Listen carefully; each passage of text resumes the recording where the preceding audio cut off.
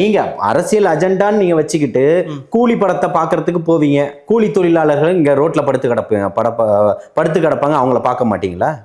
அவன் கேட்கக்கூடியது நீங்க கொடுத்த வாக்குறுதியை தானே அவன் கேட்கறான். நீங்க என்ன வாக்குறுதி கொடுத்தீங்க? உங்களுடைய தேர்தல் அறிக்கையில கொடுத்துருக்கீங்களே 255 தூய்மை பணியாளர்கள் நலன் கொடுத்துருக்கீங்கல்ல, அதுல என்ன நலனை நீங்க காப்பாத்திட்டீங்க? அவன் கேட்கிறான்ல.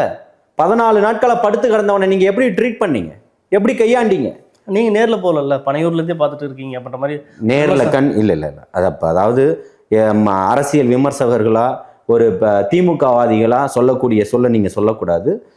களத்துக்கு அவர் வரப்போறாருன்றதை தெரிஞ்சு இன்னைக்கு கலைச்சதை அன்னைக்கே முன்கூட்டி கலைச்சிருவாங்க இவர் வந்தான்றதை உணர்ந்ததுனால அந்த போராட்டத்தினுடைய தோழர் பாரதின்னு என்னுடைய நண்பரும் கூட அவர் வந்து நேரடியாகவே அவர்களுடைய அங்கே நடந்துக்கிட்டு இருக்கக்கூடிய ஆர்ப்பாட்டத்தில் இருக்கக்கூடிய போராட்டத்தில் இருக்கக்கூடிய தோழர்கள்ட்ட ஆலோசனை செஞ்சு நீங்கள் வர வேண்டாம், நாங்கள் அங்கே வந்துடுறோம் அப்படின்றத அவர்களுடைய நலனுக்காக ஏற்றுக்கிட்டதானே தவிர்த்து போராட்டத்துக்கு போகிறவர் ஃபோன் பண்ணி சொல்லுவாரா நாங்கள் இங்கே வரப்போகிறோன்னு? எங்கேயுமே அவர் அந்த மாதிரி விஷயங்களை கையாண்டதில்லை.